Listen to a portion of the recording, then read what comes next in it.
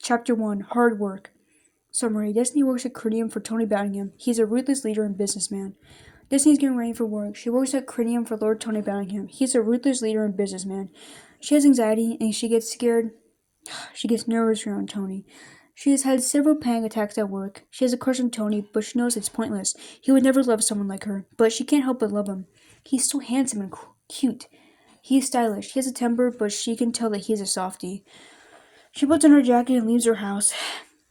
She gets into her car and drives to Crinium. She walks into the building. She sees Tony talking to someone. She blushes and goes into her office. She takes off her jacket. She sits at her desk and works on the paperwork. She's bouncing her leg. She hears yelling outside of her office. It definitely sounds like Tony. He's angry again. Destiny's hands start shaking slightly. She tries to calm herself down. He isn't mad at her. She needs to get a hold of herself. The door opens and Tony is standing in the doorway. Destiny gulps and begins to sweat. He closes the door. Destiny, I need to speak to you. Yes, of course, Mr. Banningham. Tony sits down. He looks angry. Destiny takes a shaky breath. Is everything alright? No, the complete opposite, Destiny. Rupert beat me again. Oh, it's terrible. Yeah, I know. That bastard Declan didn't do what I told him to do. Destiny winces at the way Tony addresses Declan. Declan is her best friend. She looks down. I'm sorry that you lost. Tony looks at her. Are you lying to me?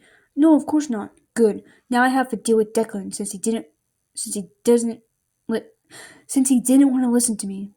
Destiny nods. Tony stands up and walks out of her office. Destiny sighs in relief. Her heart is pounding, and her palms are sweaty. She can't believe he came to talk to her about that. He must trust her a lot. She smiles slightly. Tony Banningham is walking through Crinium. He's looking for Declan. He's very mad at him. Declan didn't listen to him, and Rupert beat him again. He is the boss. Everyone has to listen to him. At least he can trust Destiny to listen to him. He goes into Declan's office. He sees Declan reading a newspaper. He growls, Declan, what the fuck was that about? Declan jumps and looks at Tony. He frowns and stands up. What are you talking about? That interview! Why didn't you call out Rupert on what he did to your daughter? I decided that it would be very wrong. You are supposed to do what I tell you to do. I'm your boss. I hired you for a reason. Don't make me regret that. Declan stares at him. I'm starting to regret working for you. Oh, really? Well, you don't have a choice. We'll see about that. Get out of my office. Tony scowls at him and walks away. He shuts the door and fixes his clothes. He can't believe Declan would say that to him. The nerve of him. He sighs and brushes his hands through his hair. He smokes his cigar and walks back to his office. He closes the door and sits at his desk. Tony calls Destiny to come to his office. Destiny hurries over to his office. She opens the door and goes inside. You wanted to see me, Mr. Banningham? Yes, please have a seat. Destiny sits down. Declan has threatened to quit. What? Why? Who knows, but I want you to convince him to stay. But he's my friend. I can't just force him to. That's the point. You're his friend, so he'll listen to you. He won't listen to me. But that feels wrong. Destiny, do you want to lose your only friend at this company?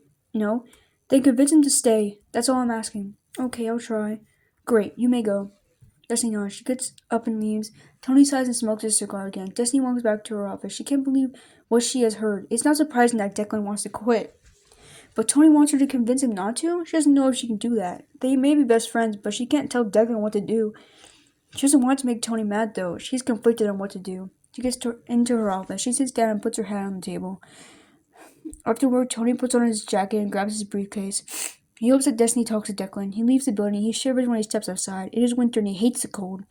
He gets into his car and turns on the heater. He drives to his mansion. He lives alone because he got a divorce with his wife. It didn't work out well because Tony worked too much. It was for the best anyway. She never appreciated what he did for her. He gets home and gets out of the car. He shivers and his teeth chatter. He goes inside and goes into his room. He wraps himself in a blanket. He doesn't understand why people think they can defy him. He is their boss and they have to do whatever he tells them to do. He yawns and gets into his bed. He curls up underneath the blankets. The only downside to not having a wife anymore is that he has nobody to keep him warm. He falls asleep. Destiny gets home to her house. She takes off her jacket and hangs it up. She sighs. She's exhausted. It was a long day. She doesn't know what she's going to say to Declan. He can be very stubborn, even more than Tony. She goes to her room. She has never had a boyfriend before. Tony's her first ever crush before she turned 18, of course. She had plenty of childhood crushes, but they all turned out to be terrible decisions. She knows Tony isn't the best person, but she knows she can change him. She yawns and gets into bed. She goes on her phone. She sees an article talking about how Rupert beat Tony again. She frowns. Tony's going to be pissed tomorrow. She sighs and puts her phone on her nightstand. She gets comfortable and falls asleep.